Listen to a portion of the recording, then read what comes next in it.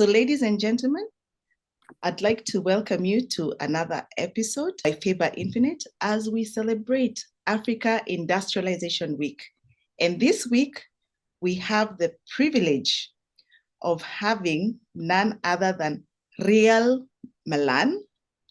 And I'll give just a brief introduction of Riël. He is a partner at Exeo Capital and is based in its Cape Town office in South Africa. He holds various directorships and is an active member of Young Presidents Organization, of which he was the Africa Regional Chair between 2015 and 2017. So Riël, welcome to today's episode. Thank you, Fares. Glad to be here. Looking forward to chatting to you. Wonderful. So I just scratched the surface in terms of an introduction of who you are, and I know there's a lot of things we can say about you. So I want to just give you the opportunity to share a little bit about yourself, specifically walking us through your professional background. So I know that you are the co-founder. You've been a co-founder and the managing director of Unlimited Group, which is a company that had reached a turnover of 1 billion rand, and are currently a partner at Exeo Capital. Just please walk us through that professional journey. Yeah. So my family has been in food production in South Africa for the better part of 300 years. My ancestor came from France to in those days when Cape Town was sort of the halfway house to come and produce produce and food to replenish the vessels of the Dutch East Indian Company at that stage. And my family has been in food production ever since. And that was the road that I thought I was going to be following. So I went to study at the University of Stellenbosch. I studied business, and then joined the family agribusiness, which was a business focused largely on producing export produce for the European and UK and international markets, really, also for the domestic market, but mainly for the export markets. And I realized very quickly that I do not have enough patience to be a good farmer, because that was the core of the family business, was that we were producing products and produce. So with the political changes and democracy changes in South Africa, for the first time, the international market actually opened, and I was at a very young age. I had the opportunity to establish a marketing and export division for the family business. And we established a small export produce company at that stage called Fruits Unlimited, because that was the core product we were exporting. And that's where my professional business journey really started, and where I had got the first taste of what it feels like to start a business, to grow a team, to grow clients in the international market, to have logistical challenges, to have cash flow challenges and forex and risk and all the aspects that makes up a well-rounded business person. And the business grew over the years. It became the main business very quickly. I was the co-founder, so I had partners that I have to credit in terms of our journey and our growth as well. We complemented each other well. We fought a lot. We had all the. I always say a business is like a marriage. So you've got your good patches and your bad patches. Just don't let it fall apart, because that becomes very expensive. So it's and we grew it for years. We grew the scope of the business. Over the course of the 20 years that I was the managing director there, my last count, we started 32 businesses, I think. We started everything. So we acquired almost none of them. We did merge with another group sort of halfway through, with the Yukon group, to form the Unlimited Group, which is the group that I then exited. So it really was it was a journey of startups and of understanding. I always say there's the agony and the ecstasy of starting a business, growing it. And here and there, out of 35 businesses at the end, when I exited as the managing director in 2019, I started my exit. We had 7 operating divisions. So out of the 32 businesses, really, I would say 7 of them stuck.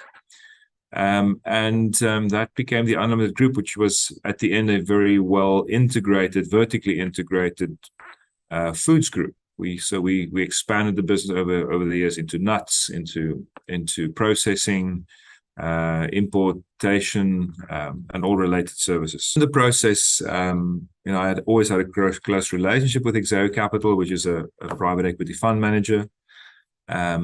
And in the process, there was an opportunity that came up in terms of a very specific area in the business that needed attention, and they approached me, and I approached them, and we found each other in the middle, and I joined them full time, probably from July 2021. So yeah, that was in short, and this is how what I've been keeping myself busy with for the last 18 to 24 months. So thank you for that. Fantastic history. Could you share a little bit about what it is that you do at Exeo Capital? So Exeo Capital is a private equity fund manager. We have a sub-Saharan Africa mandate. We have an office in Nairobi, as you know. With one of our partners, we are 5 partners in the business, and a number of investment professionals that support the business, number of associates, number of analysts. And the focus of Exeo Capital really is food and agribusiness investments in sub-Saharan Africa, with a development mandate, an impact mandate. Now, we're not an impact fund per se, but it does, entail a lot of what we do. We recently sort of refocused our why statement. Why do we do what we do? What is the purpose of what we're trying to achieve in Africa? And that boils down to creating value consciously. So conscious capitalism, being very intent on what we're trying to achieve. So creating value consciously so that companies and people might thrive.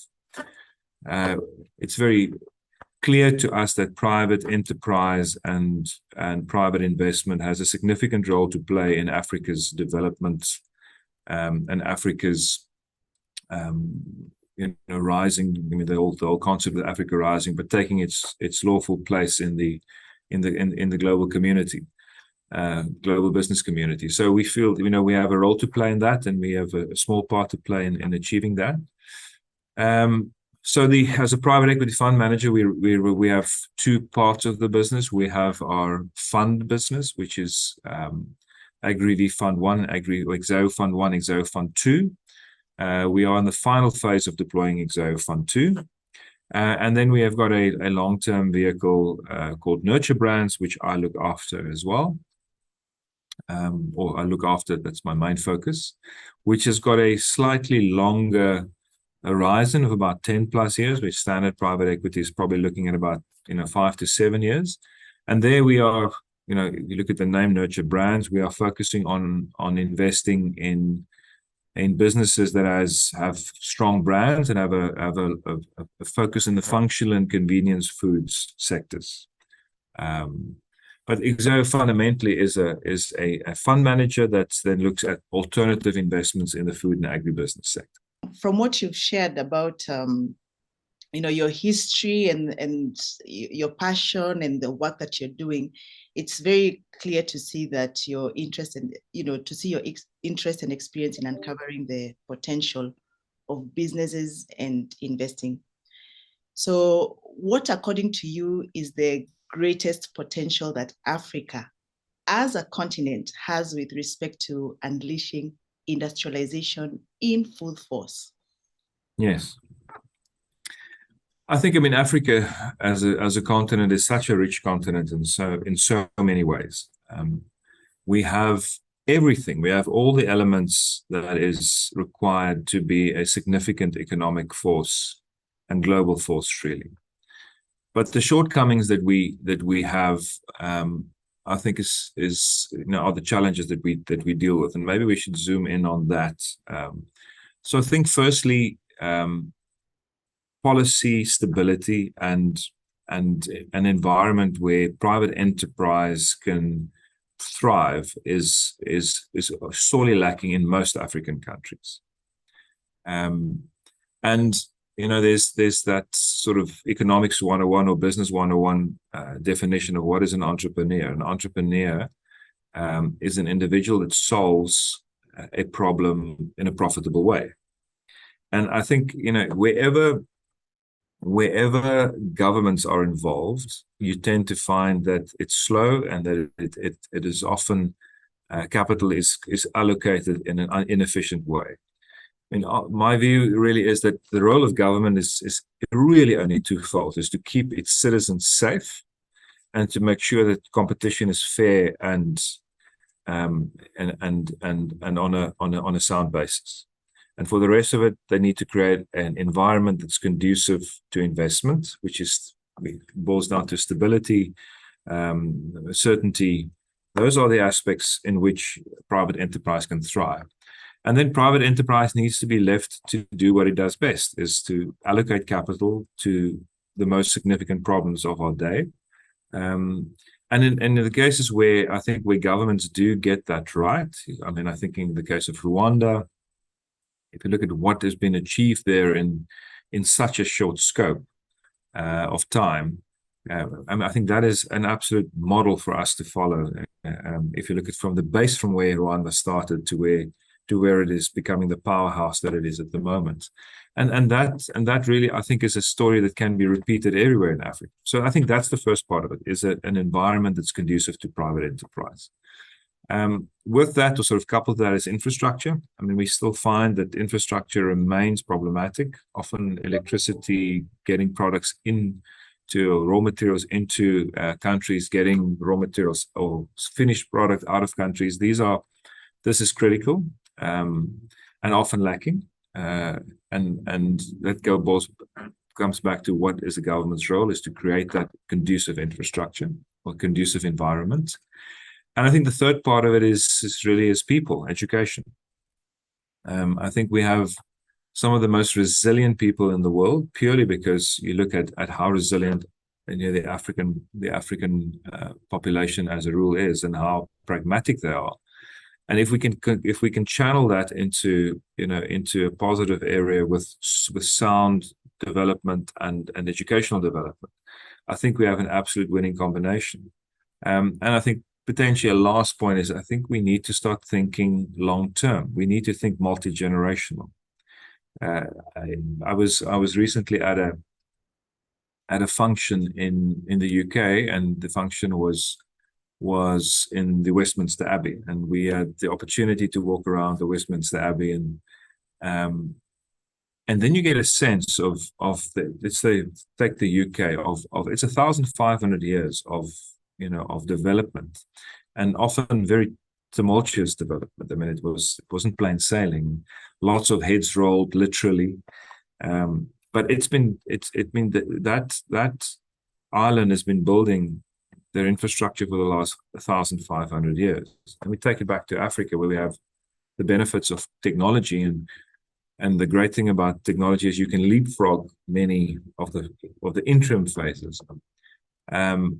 But you take it back to Africa, and you realize that often we've not been building that long, but we have high expectations, and we often take short-term views. And I think this is the inherent shortcomings of the political systems that we have, is that with every government change, there's new views and new ways of doing things, and we're not taking that. We don't have that master development plan that goes beyond your current generation and addresses the future of the next one. So that long-term thinking is lacking, and often I think you sort of get a cut and paste scenario where we're putting short-term band-aids on problems which then is problematic later. So that in short I think are the four areas which I think Africa holds Africa back. I think a lot of people watching this will definitely resonate with the points you brought, and especially that intergenerational transfer of businesses, and having businesses that can say have transitioned over various periods. So if you look at the recent past, we've lived in interesting times. Yeah, the world was sort of forced to go into a sabbatical with unprecedented events like the pandemics, and then there's war, and those being a threat to businesses. How do you think manufacturing leaders should visualize future growth going forward? Yeah. So I think Africa's great advantages, or let's say opportunities, is beneficiation. We tend to export the gold just to have it processed into jewelry in India and then re-imported into South Africa, or into Africa or South Africa or the rest of Africa. And that goes for so many. We mine the steel, it is sent out, it's beneficiated, and it comes back. So I think, so firstly, from a manufacturing perspective, the area of beneficiation and attracting investments in order to do more value adding is essential. I think about Dangote's refinery being built in Nigeria, as an example. That's a prime example for me of having the raw material, not exporting the oil necessarily, having the refinery at source and then adding value. And you can go through various supply chains, So I think that is the one way to look at it, is that given these fluctuations, Africa has the ability to service a global market, where at the moment, often you find that economies are so inward focused and entrepreneurs are so inward focused that they are then, their business are fluctuating with the short-term fluctuations in Africa. The pandemic obviously had a global impact, and I think it highlighted, it stress tested the systems in many ways, and Africa in many regards, I think, came out very well from it. And it's interesting, even with the previous crisis, the credit crunch, is Africa weathered that storm reasonably well. Also because there wasn't much credit in Africa, which obviously helped as well. So it wasn't as susceptible and plugged into the global markets as it was before. But I think from a manufacturing perspective, finding external markets to not necessarily be so dependent on your domestic market is critical. And what we found in Africa from a manufacturing perspective as well is because we do have volatility of currencies. And wherever you are in manufacturing and dependent on the importation of raw materials from dollar and hard currency-based countries, and you have a domestic currency that's fluctuating, those businesses are inherently weak. So the second part of I would say of a successful manufacturing approach in Africa would be to develop sources of raw material for the manufacturing process locally. We recently looked at a snack business as an example in Africa, where the entire supply chain was really internalized, and that business is tremendously stable because it is sourcing in local currency, it's selling in local currency at good margins, and it is employed the best of the best technology to do so. So from the packaging to the raw material, to the potatoes being produced, to the distribution, to the boxes being printed in which the potato chips are being shipped. I think that is an approach that is essential in Africa. And I think then the last one again is expertise. We need to train. I think Africa has the ability to become a significant industrial player. I think that the stat is that by 2050, I think by 2050, 1 in 3 working people of working age in the world will be in Africa, or from people from African descent. Anywhere in the world. So the rest of the world, we have a young population, we have a population that can bring so much value, but if we don't train them and if we don't equip them, we are never going to get out of the blocks and perform to our potential. So those three things from a manufacturing perspective, I think, are important areas to look at. So related to that, and you've touched on some of these points, as per your observation and understanding of the current market trends, what would you say are 3 challenges that need to be addressed immediately to lead to sustainable and profitable businesses today in Africa? So the challenges, as I mentioned before, I think is infrastructure, training, education. Taking a long-term view, we are invested in an education business. And it's interesting how much lip service there is towards education. Everyone says education needs to be invested in. Yes, education is our priority. And when you look for investors, they're nowhere to be found. Not governments, not private sector. So I think the reality of it is that we need to stop paying lip service to what we know is necessary without a sound education base, and that is both on a school level as well as tertiary. We will never get Africa to perform to its full potential. So that needs immediate attention. But every year we miss, and this is something that you can change an entire generation with 12 years of good school education, and this is not happening. So we mentioned infrastructure, education, and I think then investment. We need to attract inward investment in order, from a capital perspective, in order to unlock the potential of Africa. If you look at the private equity or even the development finance world, a fraction of their capital is being deployed in Africa. And this is to a large degree because the environments are not conducive. The red tape is tremendous. The risks are still seen as high. It's a perceived risk, but it's a perception that we will have to address. And then the environments, which we discussed as well, is not conducive to, it's not stable. It's not in terms of dividend withdrawal, in terms of the trajectory or let's say the term in which investments needs to be done here is often long because of just the challenges we face in Africa. So if we don't attract capital on a much larger scale, it's going to take us generations to unlock the potential of Africa. And I think the last one is we need to stop giving our potential away. We need to stop doing bad deals with global players that come in and take our resources, beneficiate them elsewhere, and do better deals. Our governments needs to be held accountable that they are elected by us as the population, and we need to start choosing them more carefully. And make sure and hold them accountable to delivering that long-term multi-generational strategy and growth that we require as as citizens. So the same long-term thinking we should have with our businesses. I mean, it also translates to government. Yeah. I think long-term thinking is, I'm a member of the Long Now Foundation. The Long Now Foundation is a foundation that looks at the impact of what we do today over the next 10,000 years. So that's the trajectory of, that's ultra long.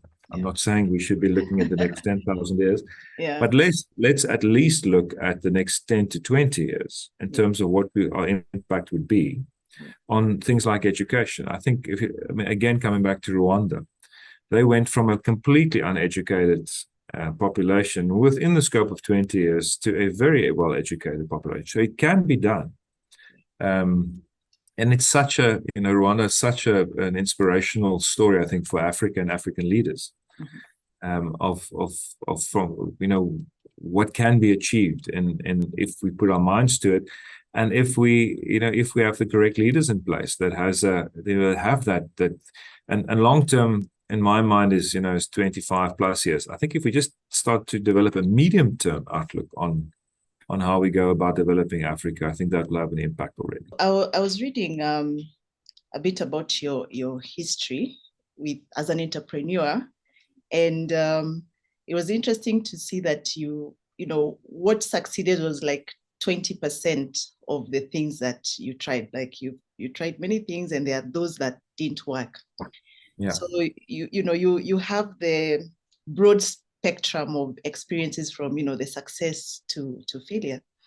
So business leaders who are listening to you, maybe would like to just hear from you a few recommendations to help industry leaders success in their businesses. Yeah. Look, I think it's like all things in life. It's it's a statistical exercise. I mean, the more things you try, the higher your probability of being successful. And this is why entrepreneurship is not always for everyone. And I think it's important to be comfortable with failure when you decide to embark on an entrepreneurial journey. There was a great quote. I think it was Peter Thiel, which is a great tech entrepreneur in the US, that said that entrepreneurs needs to get used to the taste of blood in their mouth, because they keep on getting hit on the mouth often, over and over. But you need to be comfortable with failure and see failure as stepping stones.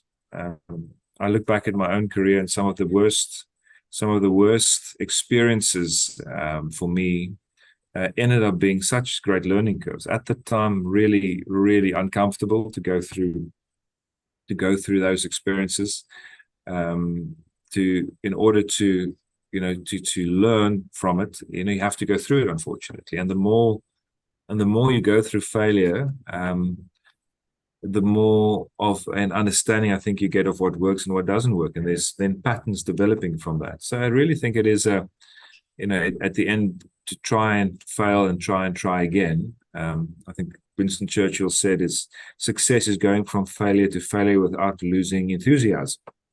So, and I think that's my attitude. So you have to start somewhere. And my advice to young entrepreneurs and even older entrepreneurs is you have to start, somewhere. A journey of 1,000 miles starts with the first step. Again, obviously in a methodical way.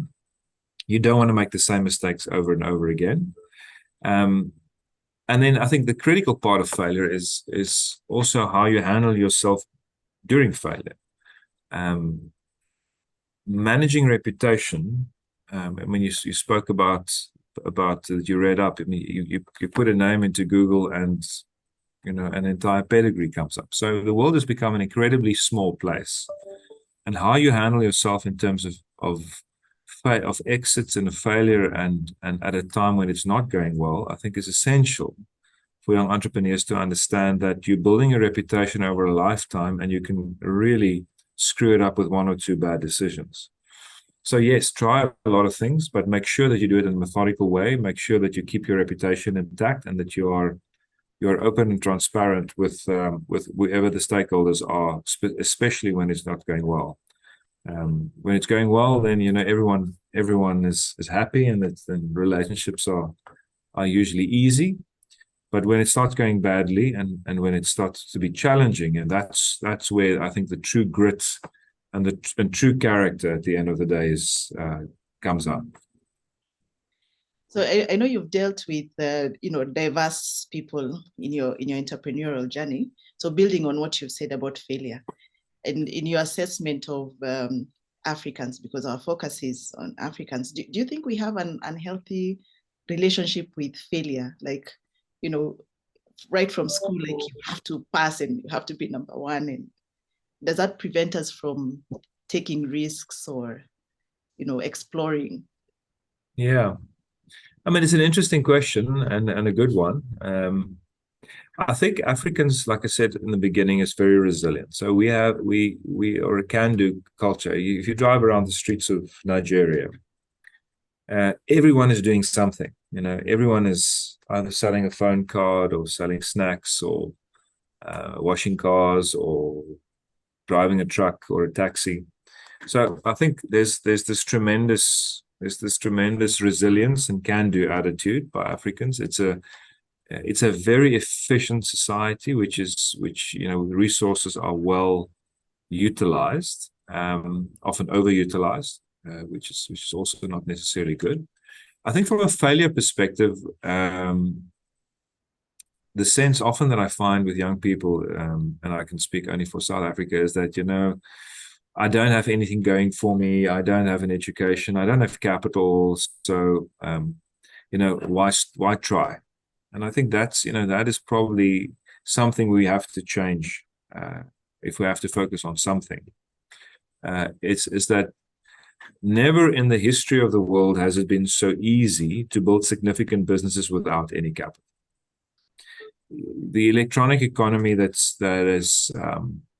is developing is the barriers to entry to start a business, a service business, has never been this low. If you are a graphic designer, you could sit in the middle of the Central African Republic. If you have access to fiber and you're a talented designer, you can go onto Fiverr or any of these other outsource sites, and you can build a significant design business from anywhere in the world.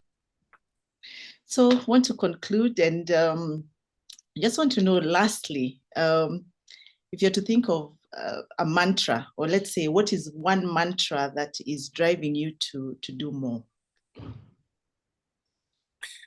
Yeah, I mean, for me, business really and entrepreneurship is an act of creation.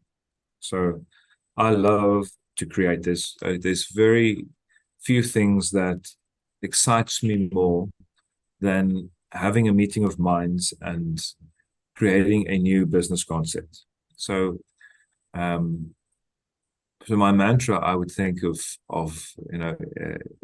if I have to put it in a few words, is creating change through entrepreneurship. I mean, I think that would be, or creating change through the creation of businesses. That would be my approach to life and to business, and the impact of that it will have. So yeah, I would summarize it like that. Yeah, so definitely creating businesses that help Africa thrive is something that I'm getting from that mantra. Creating value consciously so that Africa companies and people may thrive. And I think that, in that lies so much. Yeah. And the impact, a business is like a pebble in the middle of a lake. You drop a small pebble and it starts circling and circling and circling. And if it gets some wind from the back, it starts becoming a small wave. And before you know it, there's significant energy behind it. So take that first step. Make sure that you use all the wonderful resources that technology in the world has to offer. Educate yourself on a consistent basis, and try and go from failure to failure without losing confidence, but learn from it. And in time, you will become a master of your craft. I think this may be the last point. Young people tend to flip-flop at the moment. And we find that they lose enthusiasm very quickly for an area, or you have to create it. You have to be good at something. You have to be exceptionally good at something, and decide what you love and what, when you're young already, what pushes your buttons and what lights you up, and become exceedingly good at that, whether it's computer programming, graphic design, pottery, whatever it is, craft, making furniture, and become exceedingly good at that, push the boundaries, and success and financial success will follow. It always is like that. So I think it's safe to call you Gabriel as we head towards Christmas, and appreciating the message that you have come with to the people of Africa as we celebrate Africa Industrialization Week. And on behalf of Faber Infinite and on my own behalf and our partners and patrons, I want to say thank you very much for your time and for sharing your experience and knowledge with us and encouragement. Thank you for it. It was great chatting to you, and all the best, and have a good 2023. Thank you.